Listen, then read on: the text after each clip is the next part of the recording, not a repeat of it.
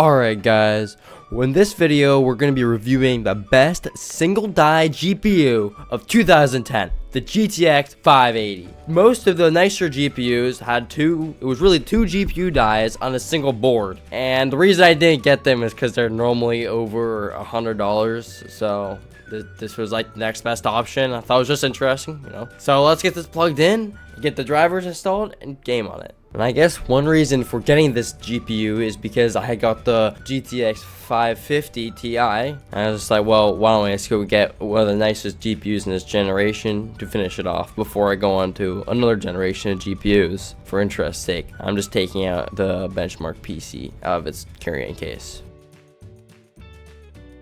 And of course, we're starting with Portal, coming out 2014, 4 years after this launched the GPU, and we're getting like 200 FPS and sometimes 150. So it's pretty good for games for 4 years after it, even though how fast graphics were improving during that time. So though yes, its main downside is its lack of VRAM, having only 1.5 gigabytes of VRAM. And jumping 6 years in the future to Battlefield 1, here we are with ultra settings, and we're getting 32 to 33 FPS. So I guess it's not that bad for 6 years in the future. Our main limitation is VRAM, of course, using a lot more than Portal 2. Alright, here we are on our low settings to see how much more FPS we get. And it looks like we're getting twice the FPS on everything low. So that's pretty good for a game 6 years into the future. Let's do a game 8 years into the future and see how it handles that.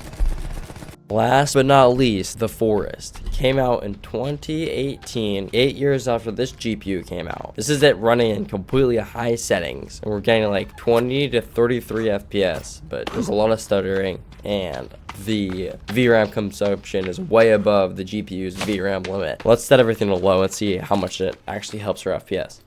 Alright, here is all the settings at low. We're getting 60 FPS to like 65 or maybe even 70 depending on where we look. So it looks like setting all the settings to low just doubled our FPS, which is pretty good. So I guess if you want to play relatively new-ish games on this GPU at 1080p, ultra low settings, I guess it's kind of playable when you can do it.